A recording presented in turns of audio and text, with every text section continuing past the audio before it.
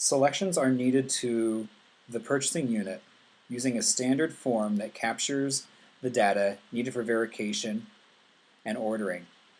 This form may be on paper or digital. Some purchasing units will accept tear sheets, notes, and printouts in lieu of forms. Items designated rush will be received special handling. Although a few agencies limit verification to the items with a substantial price or from an unknown publisher, normally all order requests go through a verification process to ensure that the item is not in the collection and that all item descriptors are accurate. Items that cannot be verified are usually returned with a request for more information. Items with a substantial price tag or requests for subscriptions usually require additional approval step.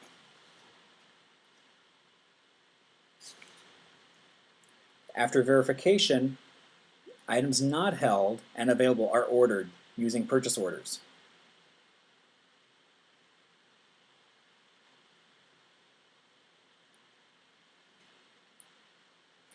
Claims for orders not received or acknowledged within a set time will be claimed in some situations. A negative response to a claim will result in cancellation of an order.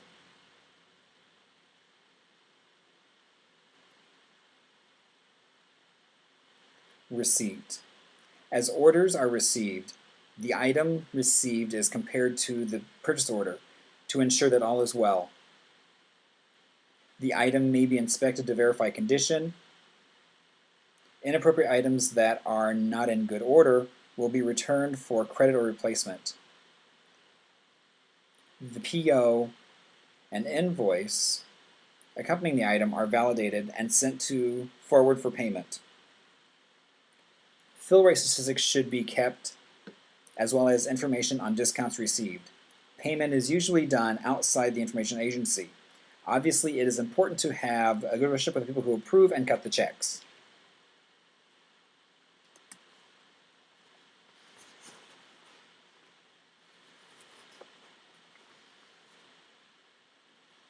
Gifts can be an important way to acquire needed material, especially material that is rare or unusual.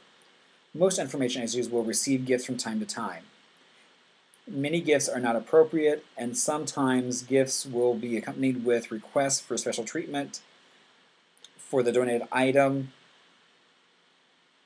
or documentation to allow tax reduction. Since legal issues are covered and the IRS is quite strict with gifts, proper policies and procedures are essential.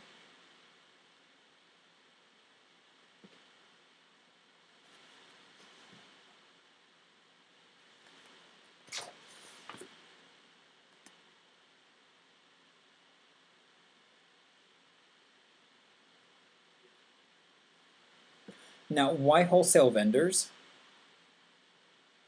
For many years, order professionals have discussed the advantages and disadvantages of ordering through an agent or vendor versus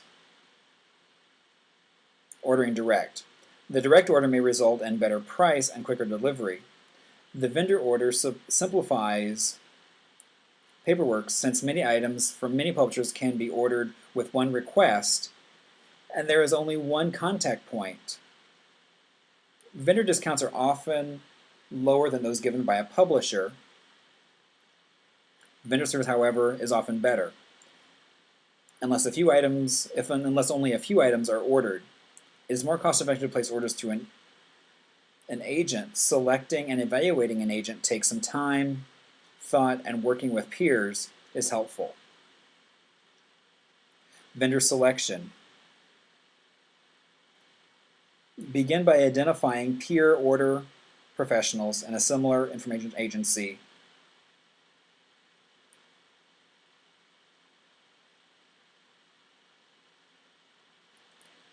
Evaluation.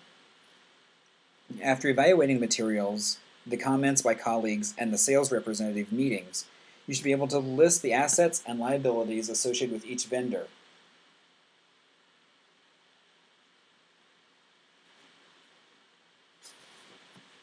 after a vendor is selected, sometimes there's more than one vendor selected, specifications will be captured on the relationship in a contract that will need legal review. Ideally, it would be a comfortable partnership with realistic expectations and good professional relationships on both sides.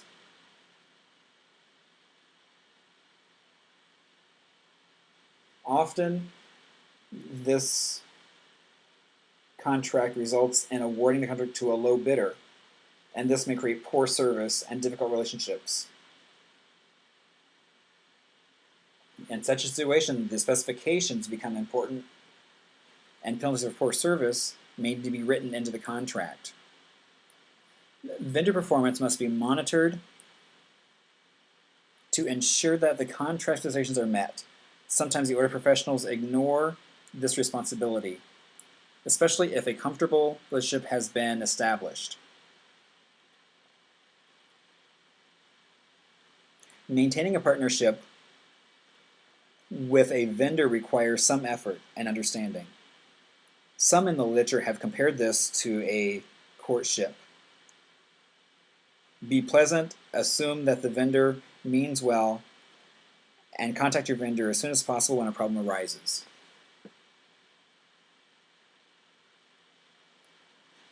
Problems will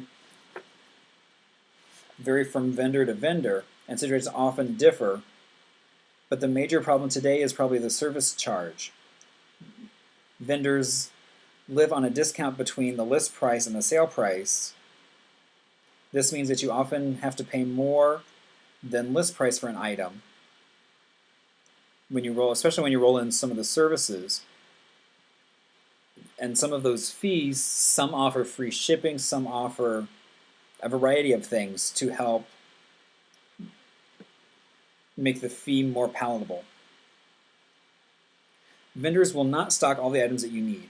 However, if the stock is not adequate for most of your needs, you'll need to find another vendor.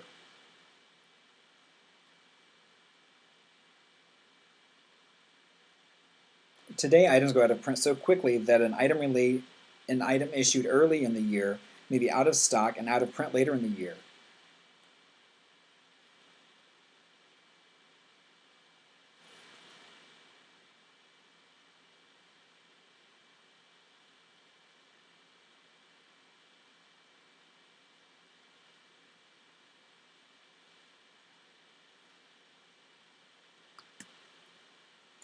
So quickly, I'll go through the assignments, and more will be listed on the content page.